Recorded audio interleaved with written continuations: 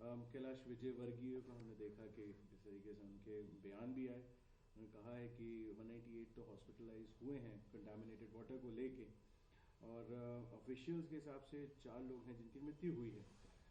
पूरे घटनाक्रम पे हम अगर बात करें, जिस तरीके से कंटामिनेशन एक बहुत बड़ा इशू है, और उसके बाद इन्वायरमेंटल डिग्रेडेशन का भी ये बहुत बड़ा नमूना है, आप कैसे देखते हैं और किसकी जवाबदेही इसमें बनती है? और जिस तरीके से अभी देखिए, जवाबदेही तो सरकार की बनती है, कॉरपोरेशन की बनती है। कॉरपोरेशन वहाँ बीजेपी का है, और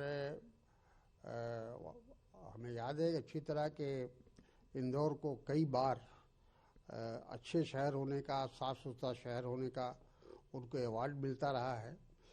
आज नंबर 1 शहर उनको कहा जाता है, पॉल्यूशन फ्री शहर है। और उस शहर के अंदर लोगों को शुद्ध जल नहीं मिलता है, पीने के पानी नहीं मिलता है, तो ये दुखद बात है, अफसोस की बात है। और जो मंत्री जी का रवैया है अफसोसनाक है। उनको तो पूरे शहर से माफ़ी मांगनी चाहिए कि साहब इस तरह का वहाँ जो पानी में पोल्यूशन है और जिसकी वजह से कई मौतें हो गई हैं, कई लोग बीमार हैं, तो उसके लिए तो उनको सार्वजनिक रूप से माफ़ी मांगना चाहिए। बजाय इसके वो माफ़ी मांगने के वो प्रेस रिपोर्टर्स से झगड़ा कर रहे हैं। आरएसएस मोहन भागवत की बात कर रहे थे, हुआ उन्होंने कहा कि एक हिंदू यूनिटी का उन्होंने कॉल जरूर दिया है, और बोला है कि एंडलेस डिस्कशन से कुछ अभी तक अचीव नहीं हुआ, और यूनिटी, स्टेबिलिटी और कलेक्टिव स्ट्रेंथ की अभी जरूरत है। इस मैसेज को आप कैसे देखते हैं कि आरएसएस प्रमुख के द्वारा ये दिया गया है? देखिए, आरएसएस प्रमुख जिस तरह की भाषा का इस्तेमाल कर रहे हैं उससे देश की यूनिटी तो नहीं बनती है, क्योंकि वो एक समुदाय को यूनाइट करने की बात कर रहे हैं, पूरे देश को यूनाइट करने की बात नहीं कर रहे हैं।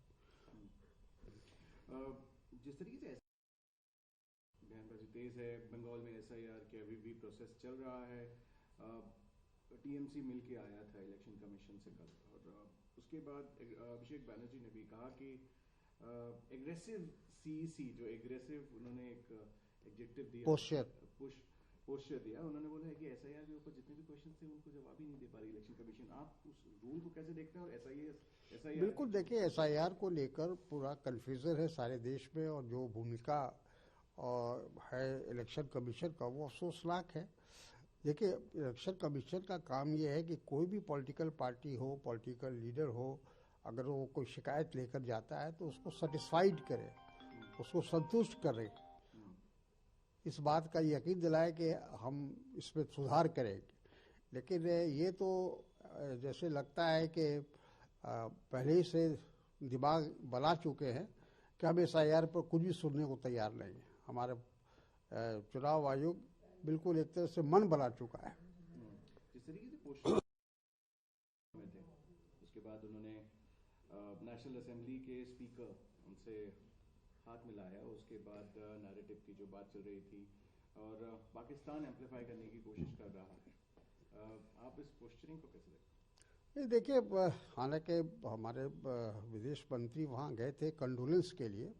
खालिदा जिया जी का जो निधन हुआ उसको उसमें कंडोलेंस अपना भारत की तरफ से और प्रधानमंत्री के नुमाइंदे की हैसियत से वहाँ गए थे वो।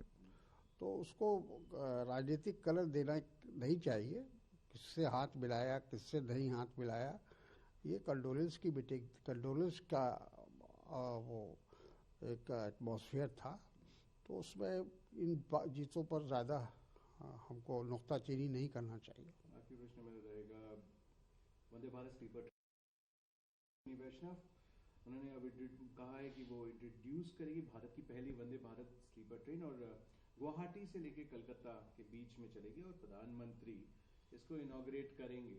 अब एक अपग्रेडेशन हुआ है, पहले चेयर कार रहती थी वंदे भारत, अब स्लीपर की तरफ जा रहे हैं। आप कैसे देखते हो और क्या नसीहत होगी? देखिए, पहले भी गुवाहाटी से लेकर दिल्ली तक राजधानी एक्सप्रेस चल रही थी, लगातार चल रही थी, एनी चल रही थी, सुपरफास्ट ट्रेन कई चल रही थी। एक और ट्रेन का इजाफा हुआ है, अच्छी बात है।